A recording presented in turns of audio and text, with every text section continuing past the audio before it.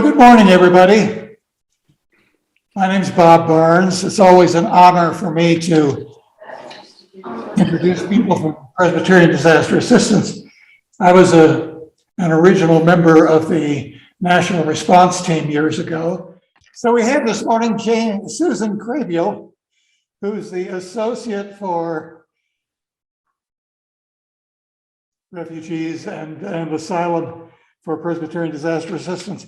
And as I looked at that, I thought, we're intending to talk about what's happening in Ukraine, but we also have a border with old Mexico.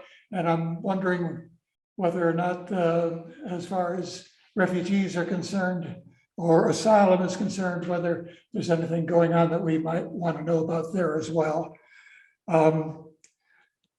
My background in broadcasting points out that I should never turn my back on the camera, but so that Susan doesn't think that this is just a very casual outfit I'm wearing for a very special event.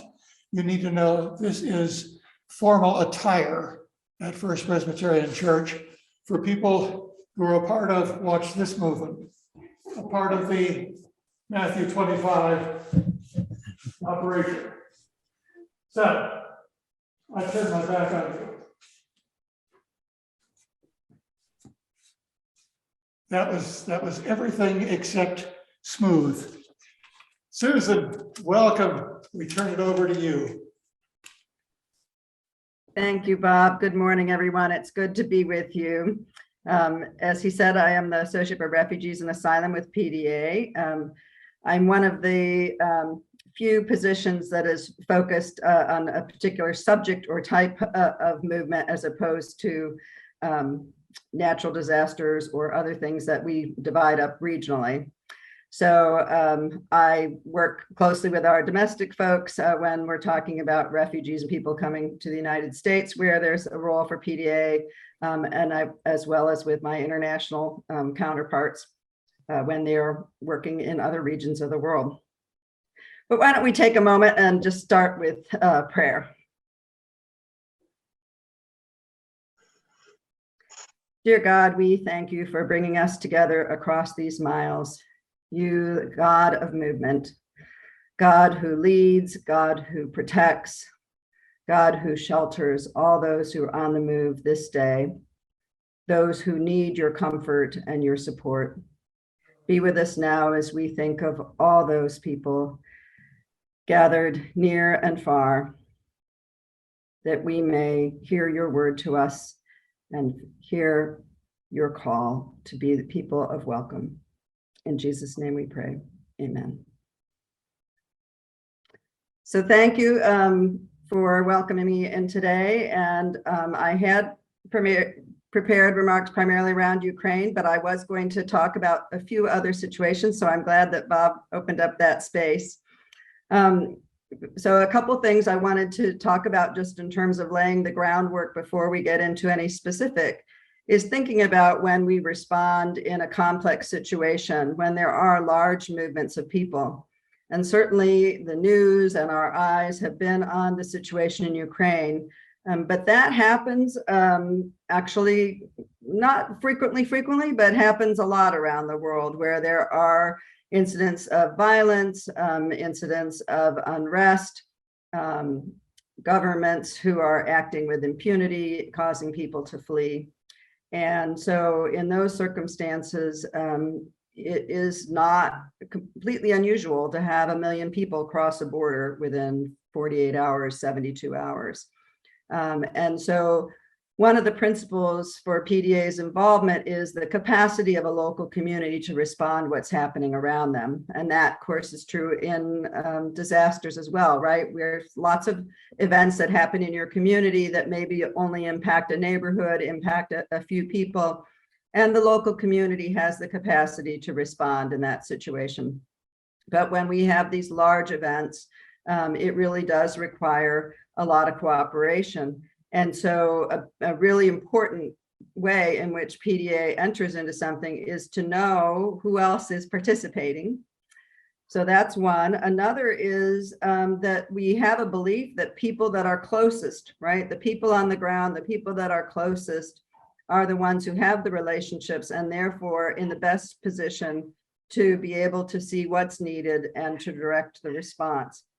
So when you think of a large scale situation of displacement, like with the Ukrainians, you can imagine that there are international organizations, there are governments, there are, national, and then you have your local and your grassroots.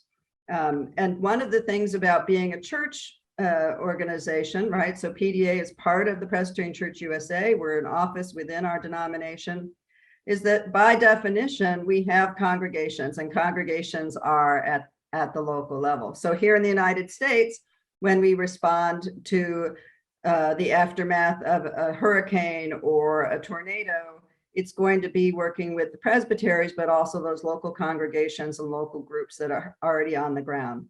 The same thing happened with Ukraine. As denominations, we have relationships with Reformed churches around the world, and we have relationships with the equivalent of PDA through a organization called the ACT Alliance. The ACT Alliance is an association of church or faith-based offices that respond in emergencies. And so between those two, between our direct relationship with other Reformed churches and as members of the ACT Alliance, we're able to be part of a coordinated response that helps to make sure that people are not overlooked who might otherwise be overlooked. And it makes sure that we are using the resources effectively, that one person isn't getting 3 times the help than the person next door. The other thing I would say that's about the faith-based organizations and PDA in particular, and most of our Reformed churches, we're there for the long term. So we may not be the very first person on the ground in some circumstances, but we're there after much of the attention's gone, after much of the initial response groups have pulled up tents and left. And again, why is that possible? Because we are not traveling into the region in order to have, me or other Americans come in and provide response. We are building the capacity of people in the region to do so. So I think those are just a few of the things that I would just say is kind of keep thinking of that in terms of the context of our response. Here in the United States, then, again, we do have the National Response Team that Bob referred to, who are volunteers members from across the denomination who go through a pretty intense discernment process about being a volunteer with PDA. And then they are available to go out, be deployed across the country to accompany a local presbytery and their congregations in a response. Since I came to PDA, we have started a refugee ministry team. So it's not exactly the same as you might do in a disaster response, because it's not recovering from something that ended. In the refugee ministry in the US, we're actually receiving people, right? So they may have a recovery process, but the community is receiving them. So those are some of the ways that we get involved. Let me say a few things about Ukraine, and then I'll say some things about our work in the US, because we are working, supporting efforts along the border as well. For those of you who have followed about the situation in Ukraine, you may know that it is actually a country with several different ethnic groups and different languages. There are 2 primary language groups in the country. On the western side of Ukraine, they're more speaking Hungarian, and on the eastern side of Ukraine, more of them speak Russian. This has created divisions and conflict for a long time. And in fact, the Russian language was outlawed a few years ago. There's been really 8 years of conflict with Russia and Eastern Ukraine and Southeastern Ukraine before this recent invasion. So even here in the United States, we had received some Ukrainian refugees during that 8 years of conflict, even before the invasion in February. The invasion in February, of course, then caused a great outpouring of people. And so we've seen a massive displacement of people internally, as well as those who have fled to other European countries. And I can tell you every week I talk, the numbers continue to rise. So we are somewhere near about 6 million Ukrainians who have left the country since the end of February. You add to that several more million who are internally displaced. That means they've left eastern or southern Ukraine, gone to the west. We are also even seeing now sometimes where people are moving back and forth. So there are some that have gone back, particularly around Holy Week and Easter. They saw some people going back, whether that was for just trying to check back in with family that had been left behind, to be there together in an important holy days for them. But there has been a little bit of that back and forth as well. The damage to the infrastructure in the country is severe, access to water, to electricity. So of about 40 million initial residents of Ukraine, at least half of those, we believe, have been directly impacted by the war so far.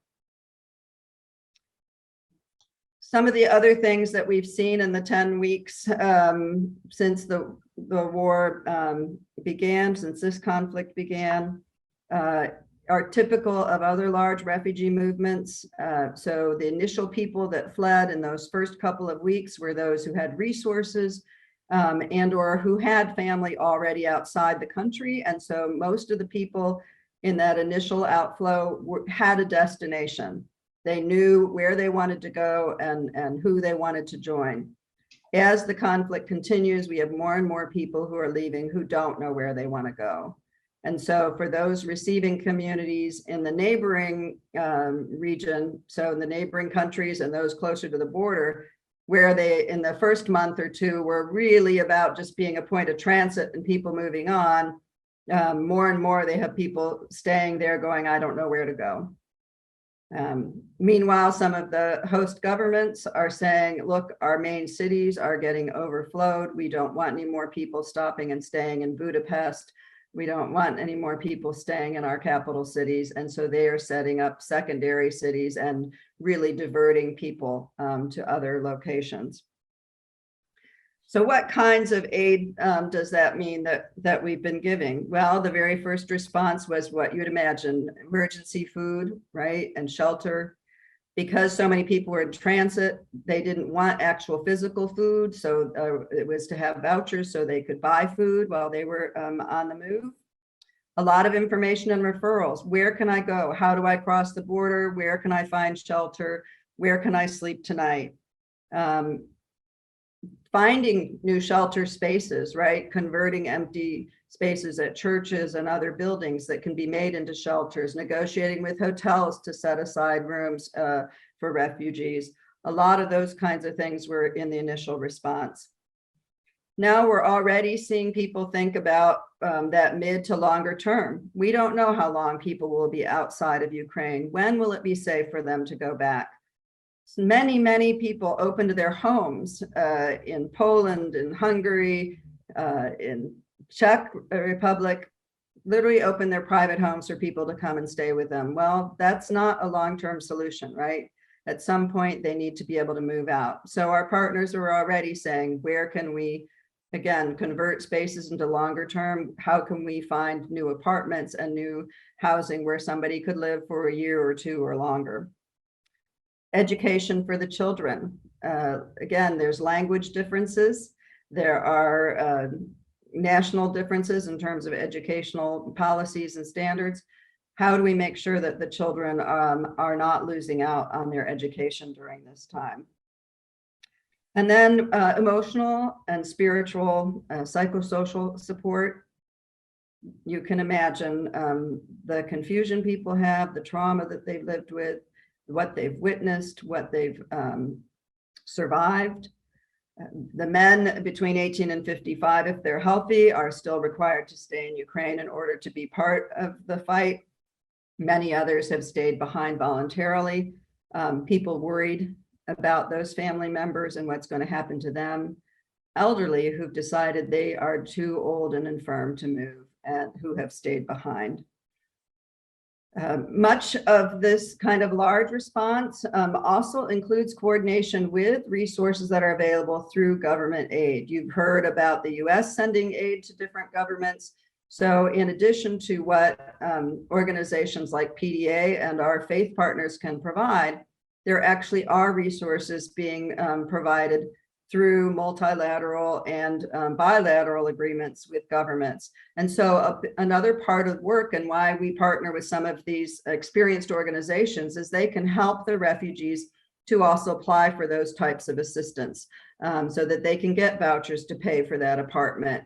They can get cash assistance to buy food and those kinds of things. And just like it is in the United States, if you ever had to apply for assistance or you had to fill out your paperwork for Medicare or Social Security, you know that they're not always simple systems to navigate, especially if you're not from that country.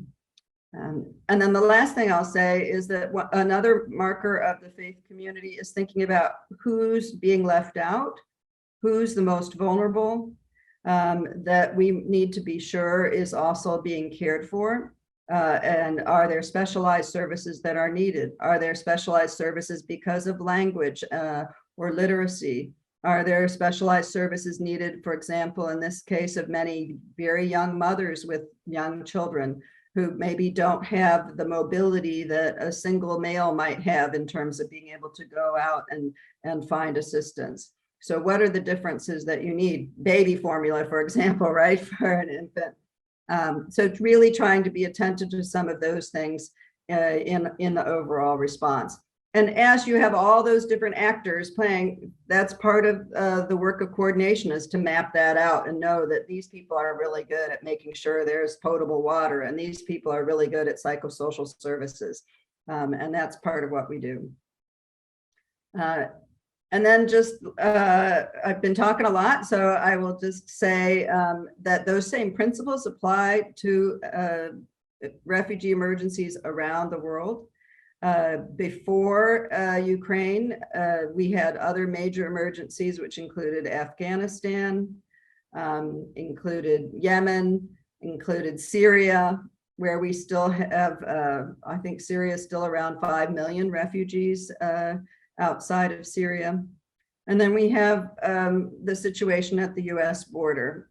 So when we think about refugees and asylum, asylum is the legal term in international and US law to talk about getting protection, safety. We call that seeking asylum.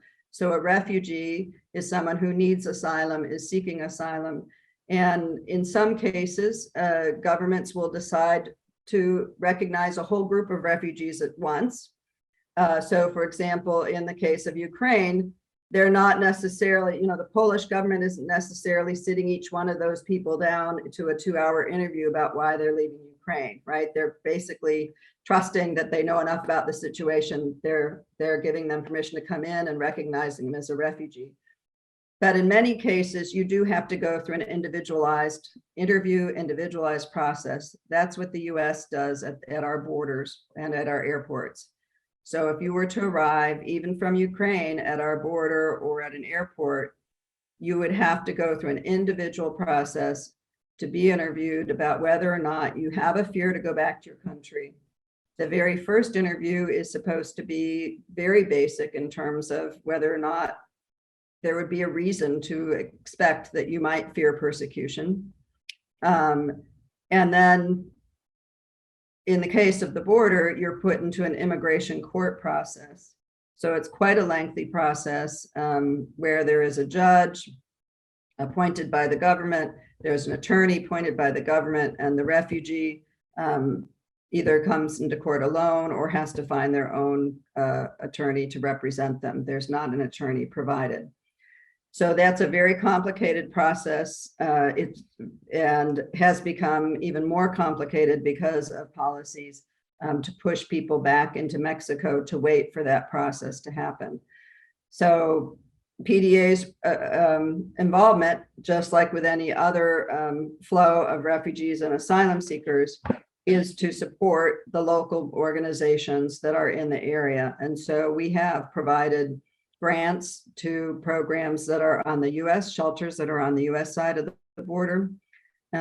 We just recently gave a grant to a group in Matamoros, Mexico, on the northern side of the Mexico border, where they have built a new migrant camp there to house up to 2,000 people.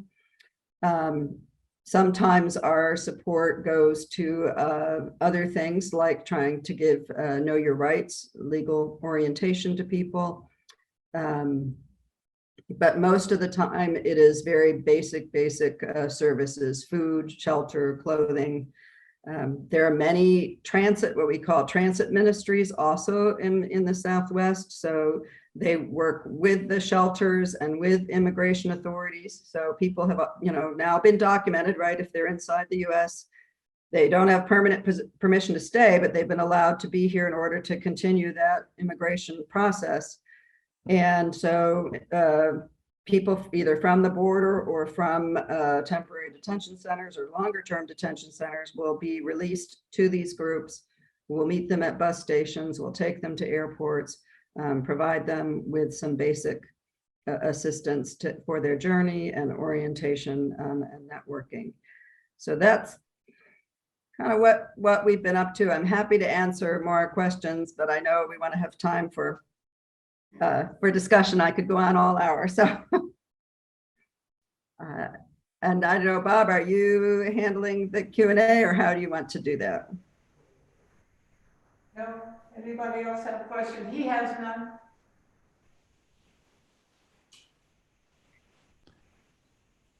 Judy. Yeah, Judy, go ahead, Judy.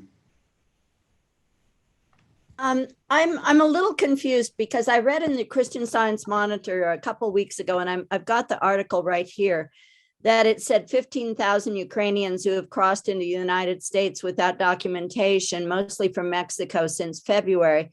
The U.S. has since unveiled a sponsorship program for Ukrainians to bypass the traditional refugee processing system.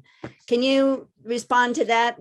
Are they being treated as refugees are from Central and South America and Mexico or not? Yeah, that's a very good question. So there's a couple things there. Ukrainians have been arriving at the border, and they mostly came to the San Diego border, California, Tijuana. And so the US has given them humanitarian parole.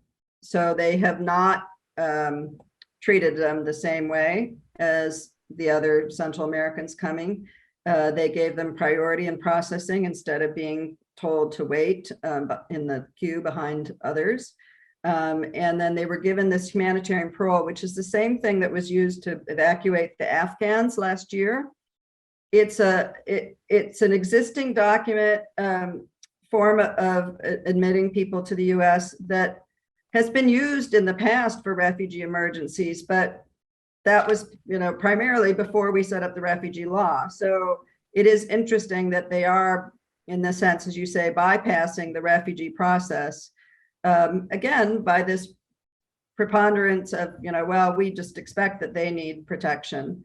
And when I talk to people from Central America, and we even have at the border people from Congo, from Cameroon, from many other nationalities, they don't say it's terrible that these people got parole. They're just saying, why would you have one system for one group and not for another? And so the request really is saying, let's do it on the merits of why somebody needs to be here, not based on their nationality. So that has caused a lot of consternation at the border. A lot of people are upset at that. And then what our US government did was announce, you probably heard the president, when he was traveling in Europe, made this declaration that he was going to admit 100,000 people. And so we were like, well, when are you going to admit, how are you going to admit 100,000 Ukrainians? And again, what they're saying is the first effort is to ask that people can apply. If they're Ukrainians in the US, they can apply for their family members to come join them. And then instead of going through either the regular refugee route or through the regular immigration route, we're going to create this third pathway, which is you'll fill out the same kind of paperwork you would for a family, but we're going to give you humanitarian parole so you can come faster.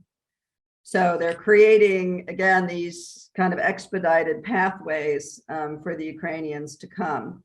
Now, that particular process that they have created, it does have to have somebody here who is requesting to sponsor their family member. So, you know, as PDA, it's not like we can go into a place and say, okay, who's your family? Because it's people already living here in the United States. If they don't have enough resources of their own, if the person living here doesn't have enough resources of their own to meet the bar that the government sets for sponsoring, they can ask churches and other friends to help make a commitment, but every form is signed by an individual. So as a group, we can't say we want to support these 10 families that are coming. It's very individualized.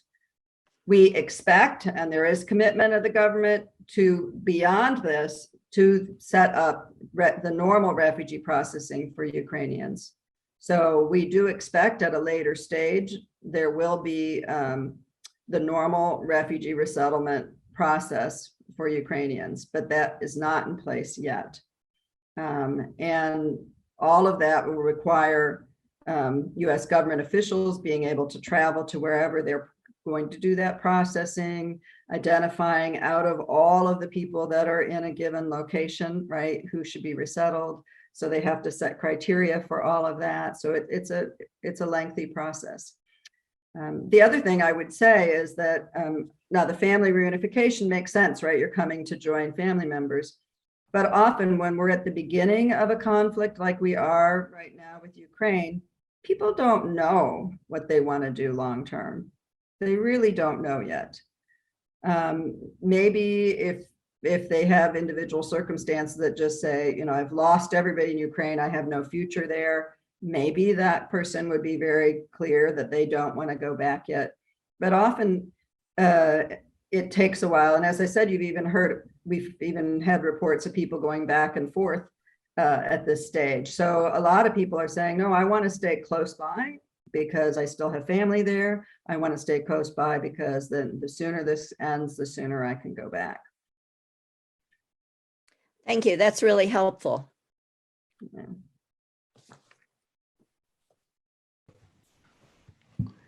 I have a question, Susan. Thank you for your comments. My question is a little bit more, I suppose, theoretical, and you can address it or not in this time. I'm wondering about why we even have border walls. From your perspective, would it be horrible if we just took down the wall with the Mexican border? Would it be horrible if we just had much more open? I get the idea of having state lines and that kind of stuff, but what if we just said, hey, welcome. You can come and go as you please, get a job here or not get a job here or go to school here or just come in for the day to work and go home or leave for the day and come back. What about that? Is that just, I mean, it's pie in the sky probably, but is that something that we as a church even have a position about?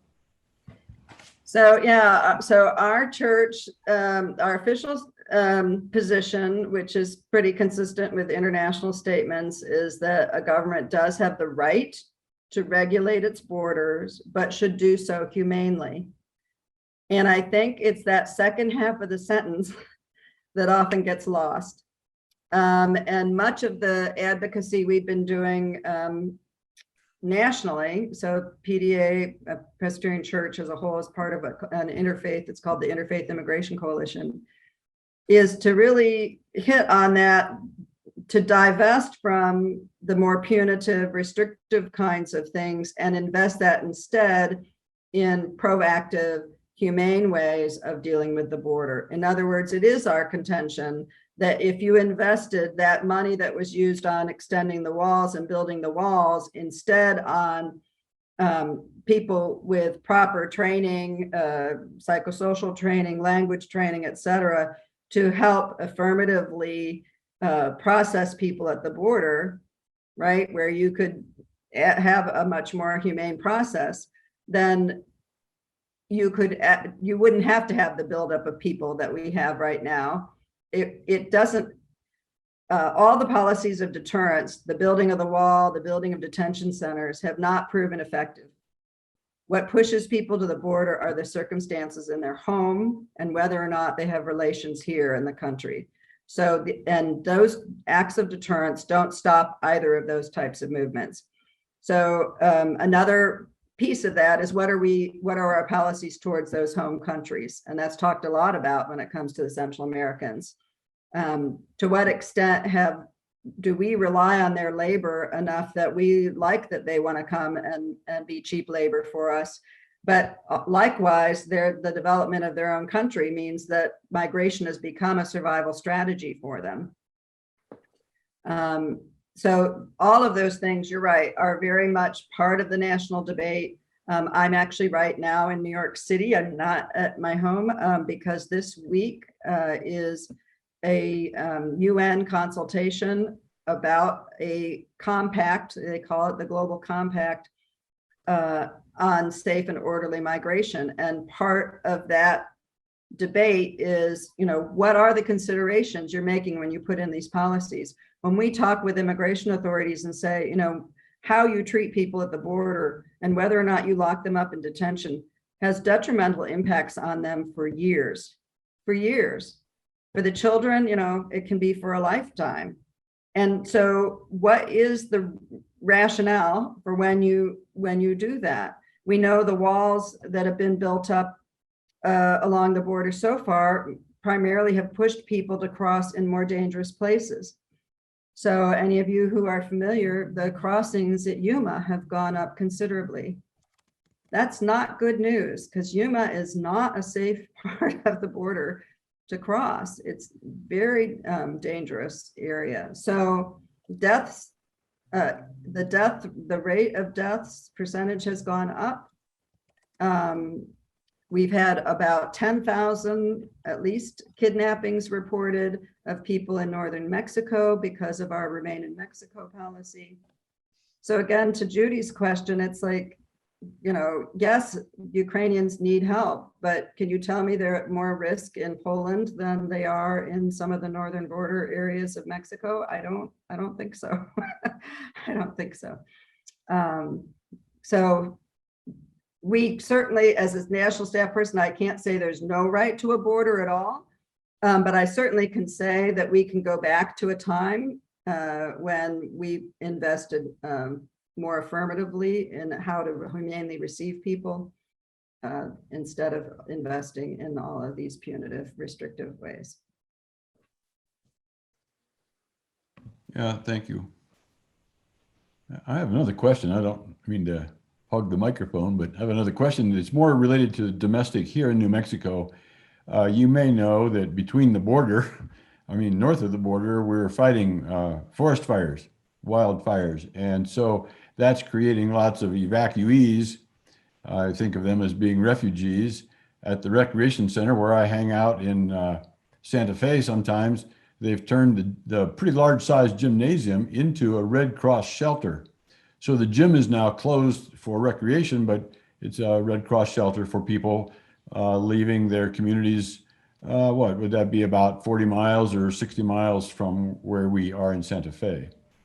So I'm wondering, it seems to me there's quite a difference between fleeing your fancy home because of a natural disaster and fleeing a country because of political oppression. But I'm wondering if there's some things that we might learn here from your work, from PDA, from international service programs. What could you advise us locally? And particularly if congregations wanted to open some fellowship hall space or something like that for evacuees, what might be helpful for us to know on a local level? I very much appreciate your attention to international issues. I'm wondering if there's something we can learn from that. Thanks. Yeah, well, and so the kinds of shelters and some of these transit ministries that I mentioned are very much like that Red Cross shelter kind of setup that you're talking about. Obviously, if people are doing longer term housing, then it's not quite that open shelter kind of setup. But many of the shelters along the southwest border on the US side are very similar to what you might see in a Red Cross shelter, because people there will often only stay there for 24 or 48 hours. The biggest differences are, of course, language, right? So language, also their own health when they get there. So if they've been traveling, they may not have had a proper meal for days. And so what kind of food you serve matters. I remember the shelter in Transit Center in McAllen, Texas. They pretty much now just have chicken soup all the time for people that come, because that's something that most people can digest. And then not knowing where to go, right? If you were already settled in your community, even though you've been displaced, you know the city, you know, you have contacts, you have friends, you have people that can help you. They're really reliant on us, the people at the shelter, to help give direction and help them wherever they're headed. Some of the more destination locations have converted manses that aren't being used anymore, or get an apartment of some sort that they can equip, where a refugee family or a Central American family, for example, might be able to live for 6 months or a year, where they could live longer until they could get on their own feet and be able to move out on their own. Those are primarily the ways that people are receiving. There are what we call the Asylum Accompaniment Program, where people actually do bring somebody into their own home. They may be their empty nesters and they have a couple empty bedrooms, and they're able to do that. That's a complicated setup, because you've got, you know, to navigate your two cultures and your sets of priorities and all of that. But that has been also really important. As a country, we really have a public housing, not a public housing, affordable housing crisis. We just don't have enough affordable housing for anybody. And so when you talk about an asylum seeker or refugee that's arrived, the Afghans that were evacuated, for example, many of them have ended up in hotels for months on end, because we can't find affordable apartments for them. So there, for you all to know, Albuquerque has at different times had shelters. I believe First Presbyterian was in Albuquerque was one of the ones that had a shelter for a while. I'm not sure if they're operating that right now. Another policy the US government has had at the border is a CDC order called Title 42, which was basically saying we'll keep you out for public health reasons. Interestingly enough, we lifted that title for any other type of, so if you come to the airport, Title 42 doesn't apply, but if you come to the border, it does. Biden administration has announced their intent to lift that next week, but there are members of Congress trying to stop that. They want to keep the Title 42 rule in place. In anticipation of that being lifted, the government and all the nonprofit shelters, all the church-based groups are talking about how can we expand capacity. And one of those is to link up shelters that are at the border with other shelters further in the interior, so that if a shelter in El Paso is at capacity, that they can move people up directly to another place that might be a couple hours further north, and so that people can stay there and then from there travel on to their destination. So that is an actual thing. I believe there's, I think it was called Welcome New Mexico. There is a coalition. I should have looked it up before today, sorry, but there is a coalition that started back several years ago, coordinating some of this work in New Mexico. So if that's something that you all would be interested in learning more about. And like I was saying with Ukrainians, there are more and more coming at the border who don't have a destination. So really about 99% in the past have had actual family or friends that they could have an address to say where they want to go. And we're now getting more people that don't.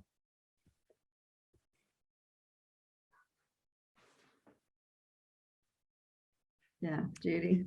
One more quick question. Our church has sponsored an Afghan family that then moved to San Diego, and now we're co-sponsoring with Westminster Presbyterian, another Afghan family. How is it selected? We heard initially that New Mexico would get 500 Afghan people, not families, but people. And 200 to Albuquerque, 200 to Las Cruces, and 100 to Santa Fe. How is that decision made? Is it made at the federal level? Do states say we can take so many? How does that happen? So there is a formal network for refugee resettlement that is coordinated by the State Department with 9 national organizations, and each of those 9 national organizations have their own local network. And so it is negotiated between those 9 organizations and State Department in consultation with the locals. So the locals are supposed to have conversations with their local government, with their state government. Each state has an office, except for a couple exceptions where they refuse to have an office, like Texas. But most states have a refugee coordinator at the state level as well. And so there is a consultation that goes back and forth about how many people they think they can take in a given year. And so based on that, the national office has to submit a plan for their year of how many people they think they will settle in each of those places. In the case of the Afghans, that was done very rapidly. So it was the same process, but just much more quickly. And we found out in some cases, which happens in others, but sometimes they said we want to receive 200. And then the nationals came back and said, can you take another 50 or can you take another 100? This was all at a time when our resettlement network was at its weakest. The resettlement network was shrunk under the last administration because the offices that are set up to do this work, who did you partner with there in Santa Fe? In Albuquerque, Lutheran Family Services. Lutheran Family Services, okay. So yeah, so Lutheran Family Services, for example, is an affiliate of Lutheran Immigration Refugee Service. So they have an agreement between the two of them. And Lutheran Immigration Refugee Service would have been the one to negotiate with the government saying, this is what we want to do. But most of the money that comes for that initial resettlement is a per capita.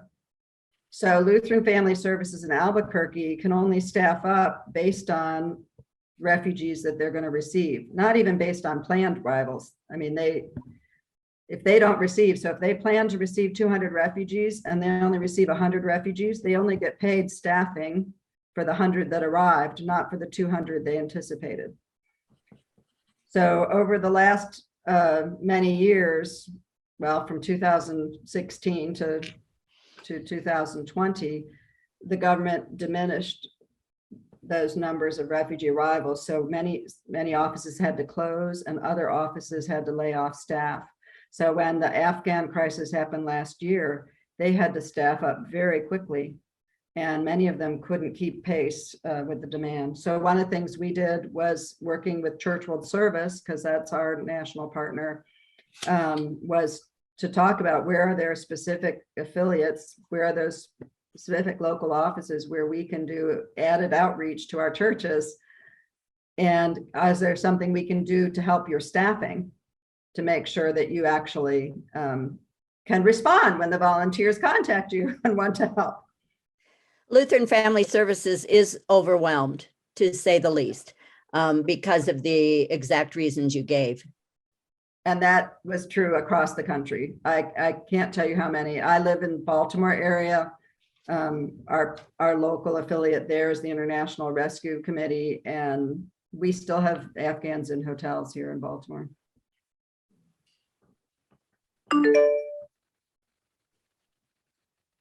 Cece. Susan, I can remember back when the Vietnam War ended, and we brought a lot of Vietnamese refugees into this country. I can remember that because I was stationed on the East Coast in Fort Meade, Maryland, in fact. One of the military installations that was had been deactivated but was activated was Fort Indiantown Gap, Pennsylvania. Yeah. And it wasn't this, I forget how many thousands of people were. I mean, there were barracks, all over the place that, people could stay. I don't know. I know since then, we have closed a lot of military installations through consolidation. But it would appear to me that some of those deactivated installations could be reactivated. I know at Fort Indiantown Gap, there was a reserve unit in Pennsylvania that was responsible for maintaining that facility so that it could be, if needed, activated fairly quickly. I don't see that happening today. I don't know whether it's a political issue, a funding issue, or what. But I'm just curious as to why those resources have not been utilized. So they were utilized for the Afghan evacuations. They have not been used for the Central Americans or other situations. But last August, when they began evacuating the Afghans, the US evacuated 120,000 Afghans, Right. 70,000 of them directly to the United States. The other 50,000 went to other military bases and locations in Europe and in the Middle East. But those 70,000 came into this country between the end of August and January. That's the fastest we've moved any group of people since the situation you're describing, post Vietnam War. In the period after the Vietnam War, we resettled up to 200,000 people in a year, in 1 year. We haven't had that scale in a long time. But yes, for the Afghans, they actually at one point had 9 military bases that were hosting Afghans, and that's where they were originally processed. They were given immigration papers. They were interviewed to find out if they had family or any place that there was their destination in the United States, medical care, COVID tests, those kinds of things. And then they were supposed to, then they used that same resettlement network that we're describing with Lutheran Family Services to send people out to their communities. In an ideal scenario, they would have arrived to the communities and gone directly into apartments and houses, but in many places we didn't have the housing set up. So, so that didn't happen. But those are other examples where people have made proposals about what it could look like to admit a group of people and have them live, whether it's at a military base or some other kind of camp situation where you could then process them. But it's not been implemented as a regular response. Yeah, I know that there was some initial talk about opening up Fort Bliss, Texas, right outside of El Paso. But because of the political situation in Congress right now and the lack of interest in the state of Texas, of moving any, what I'm going to call brown-skinned people into the state, that was quickly squelched. Yeah. And, you know, and there's still, I personally know that there is capacity at Fort Bliss and at Fort Hood. But, you know, the political climate in Texas will never allow that to happen. Not now, you know, he started busing people up to DC. I don't know if you all saw that in the news, but Governor Abbott has actually chartered buses to take Central Americans and others that have come up being released by Border Patrol, putting them on buses to go up to DC. He thought that'd be a big splash, but it hasn't been. So Yeah, I know. anyway, yeah, it's, well, and then when you do that, then this is again where the humanitarian community, the church community comes in and says, what should that look like? Should that look more like a refugee camp where you're thinking about it in terms of humanitarian response to people, or is it a fancy detention center that where you've got a lot of restricted movement and you know, more of a detention prison type of setting? Those are the kinds of debates we have then when they talk about using those spaces.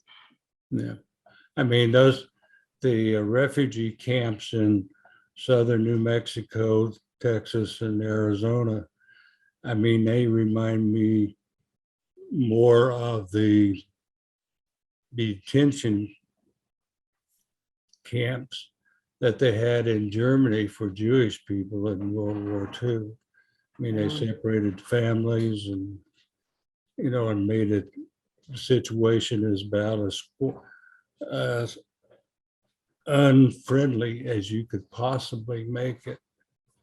And I mean, I don't have an answer as to how to do that, because I don't know how you transport that many people from the border further north where it's more, where the people are more refugee friendly than they are at the border. Well, people find their way. They, you know, when people are desperate, they find new routes. They all the time find new routes. And so it's, what are we doing to receive them, to welcome them, to care for them along the journey? Yeah. You know, one of the most foundational things we have is in all of our statements is the belief, you know, that we are all created in the image of God. Therefore, we're all born with a certain amount human dignity. And so when I go visit these faith-based groups, literally anywhere in the world, but, you know, El Paso, McAllen, San Diego, they have bright colors painted on the walls, and they have all sorts of loving signs, and they talk, all of them talk about helping to restore people's sense of human dignity and to acknowledge their human dignity. Some of them have a tradition when people arrive of applauding them, right? Because so that they know that we are glad to see you, we are glad you're here. But that importance of just having that, you know, that sense of human dignity, and whereas detention robs you of your human dignity, it's designed to rob you of your human dignity. I mean, you can't stop people from migrating. I mean, they will migrate, you know, and to try to squelch that, I personally think is not only fruitless, but I think it's very unhumanitarian. Well, and as our Salvadoran friends say, and as the people on this migration consultation, is the right to move and the right to not have to move, right? So many don't want to leave their country, you know, so if they could solve the situations in their country and stay, they would. Many of the people I talk to that have come to the US say, you know, from Central America, say, I would plan to come for 2 years. And then I was going to go home. And here they are, you know, 10, 15, 20 years later.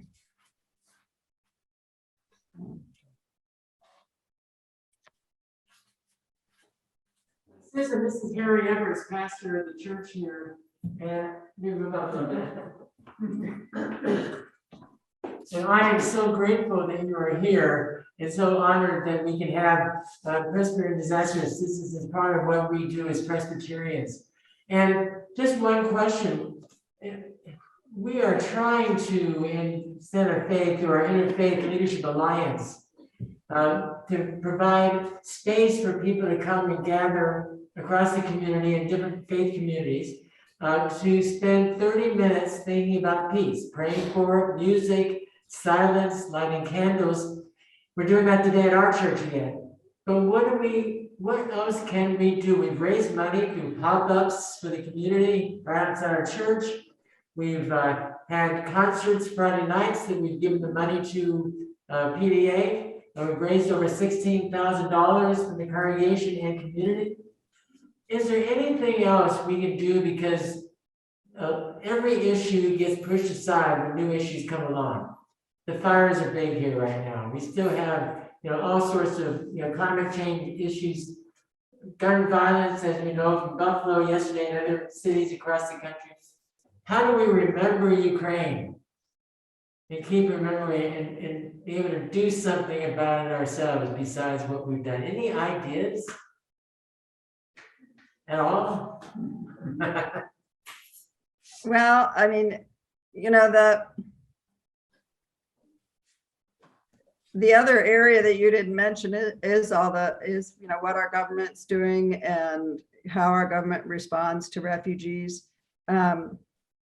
A lot of the things that we're doing right now to respond to the individual situations are kind of workarounds, right? So we were talking about this earlier about having these different pathways for the Ukrainians to come here, the way the Afghans were evacuated, which is going to create further problems down the road, because instead of using the refugee process that would have granted them refugee status, and refugee status we already have within our laws for how you move from that to longer term status, all of these others put people in limbo.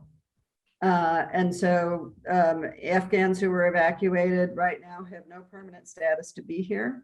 And unless Congress acts and creates an Afghan Adjustment Act, they will have to just keep applying to stay longer. For the Ukrainians that have come so far, that's going to be a similar situation. And then for the refugees that were waiting in line before either of these situations occurred, they're still waiting in line. So I think to the extent that you can also just pray for our government leaders and our world leaders, if there are people that would like to contact their senators and representatives, we are part of coalitions that we have action alerts that you're welcome to use with language about what kind of an email or phone message you might want to leave for your senators and your representatives. And really things like today, just continuing to have education for the broader community, because it's wonderful that individuals, your congregation, for example, agreeing to help welcome an Afghan family. But if the community at large is not so sure if they want them here, then they run into problems at school and at the workplace and at the others. So to the extent that you can be ambassadors within your community to create welcome spaces, I guess those are my first thoughts. Okay. Yeah. They're great guys. They're great. Yeah, it's unfortunate that there isn't a serum or something that you couldn't inject these people at the border to turn their skin tint white. Racism is alive and well in our policies and in our implementation of the policies. The African and Black migrants and refugees from the Caribbean are much more likely to be detained, if they are detained for much longer terms, if they're released under much higher bonds. So we see that sadly at all levels. Yeah, it's ironic that we have armed people along the border who are self-proclaimed that they're there to protect the refugees, when in fact they're more of a deterrent than they are protectors. You know, if they would expend that energy to help change the philosophy down there to allow those people, I think it'd be much more effective than standing guard, and I'll put quotes around guard, at the border. Well, thank you all. It's 9:30. Thank you, Susan, so much for being with us and for sharing what you're doing.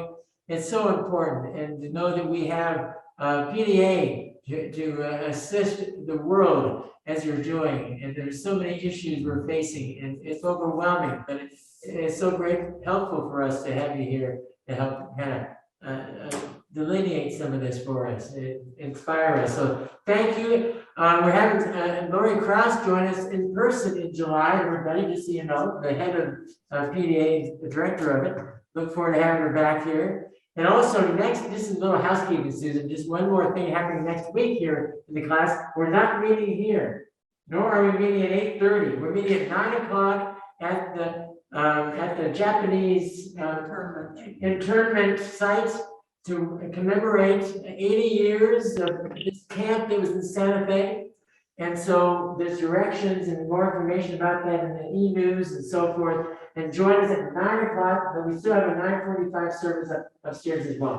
So anyway, thank you all, and I'm glad you were all part of this discussion this morning. Susan, take care.